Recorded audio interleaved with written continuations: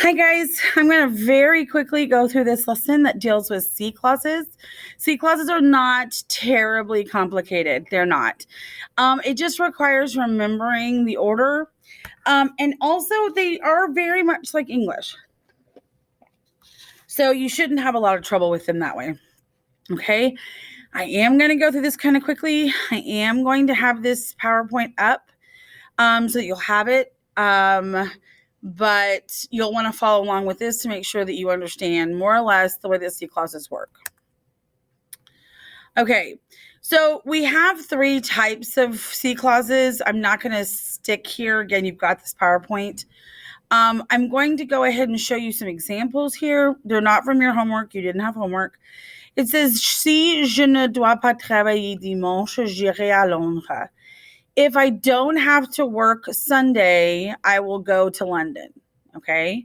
See, here is if. Okay.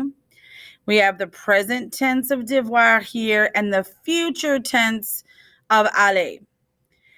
You need to remember that we also just learned the conditional tense, for those of you in French 3 especially. The conditional tense, remember, was created by adding the imperfect endings to the infinitive for most of our verbs. The irregular verbs do have irregular stems, though. For example, the highlighted word here is ferait, which comes from faire. So the FER is the stem for faire. Here, what we have is the irregular stem for the future, which is ir, IR for aller. The thing you need to know is that the future, the will go here, is the same stem as the conditional here. The difference is the endings, okay? The endings are going to be for je, it's AI. For tu, it's a S. For il, L, the ending is A. And for il, L pluriel, the ending is ONT. You'll notice that those are also the conjugations of avoir in the boot. Outside the boot for nu and vu, we're just going to use what you consider the normal endings for verbs, which is nu is ONS and vu is easy. Okay, that's future. We're going to add the future ending to the same stems as conditional. That makes it simple. Okay, the second C clause here has the imperfect here. Si je gagnais beaucoup d'argent, je ferais un tour du monde. The second verb is the conditional. If I win a lot of money, I'm going to tour the world. Okay. This last one is the plus que parfait. You are not responsible at this point for actually learning how to do it.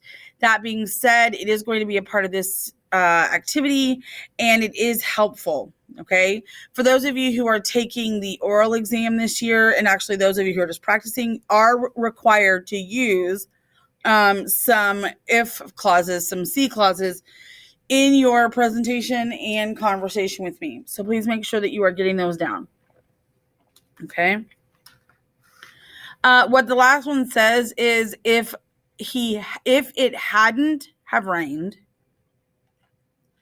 I would have played tennis. Okay, so both of these require everything to already have happened in the past in order for this to work. Okay.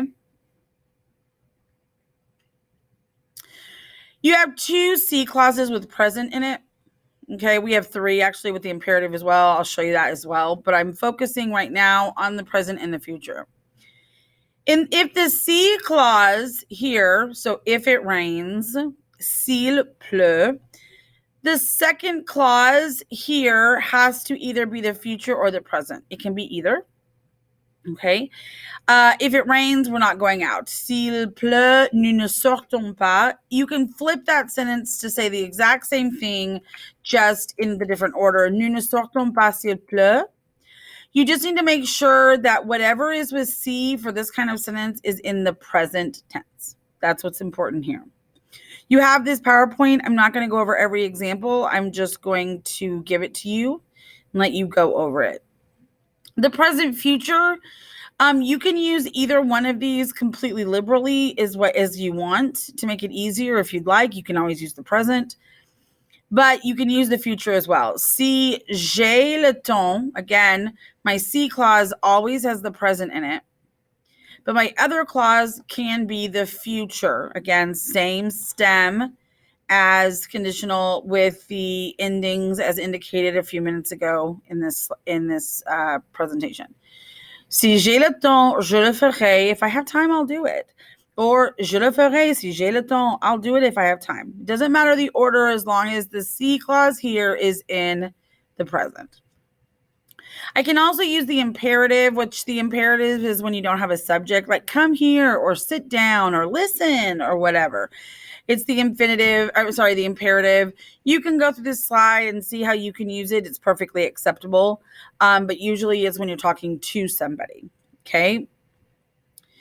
You also have this second choice we saw in our example slides where you have si j'avais le temps, je le ferais. If I had the time, I would do it. This requires that our si clause actually be with the imperfect. The imperfect will always be here, and if the imperfect is here, then I have to have the conditional here. I can flip this in to say je le ferai si j'avais le temps, but it doesn't change the fact that the si clause is always with the imperfect, and the other clause is always with the conditional. Okay? This last situation is the one we were talking about before. It explains up here a little bit that you've got all your facts are in the past. Okay? Both the pluperfect and the conditional perfect are considered composed tenses. That should be familiar to you from the passé composé. The pluperfect in French is called the plus que parfait, and the term perfect, even in English grammar, means past.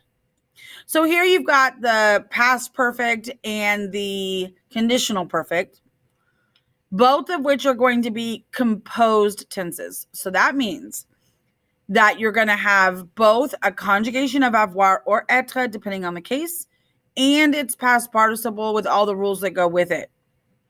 So let's look at this situation here. Si j'avais eu le temps, je l'aurais fait. If I had had the time, not if I had it now, if I had it, that's in the past. Okay. A little bit like we talked about going to school. If it hadn't snowed, it's in the past. Okay, so snowed needs to be put into the plus que parfait using avoir and the past participle. Remember, avoir in the plus que parfait is going to be in the imperfect. Okay. Here, my other phrase is going to have the conditional passé, another composed tense. This time, instead of putting avoir or être in the imparfait, I'm going to put it in the conditional and then have my past participle. Okay. So if you have, none of these are, but if you had a verb where you would need to use être with the passé composé, then you need to use être in the plus que parfait or the conditional passé. And that's how you're going to decide. Okay. But go through these examples and notice that it doesn't matter what order you have the sentence in. The si clause has to be with the plus que parfait, the pluperfect, and the conditional passé will be in the other phrase. Okay. Here are some sentences that you should be able to translate after having done this lesson. Some of these are pluperfect / conditional passé. I do expect you to do them or to try, although you will not be counted off for those. Feel free to get any more help you want on those as well. Okay. I'm doing my best to go ahead and change the dates of our orals for after spring break, and I will let you know once I have some more information. You guys let me know if you need anything else, and I'll give you some more activities to make sure you get all this down. All right? Au revoir.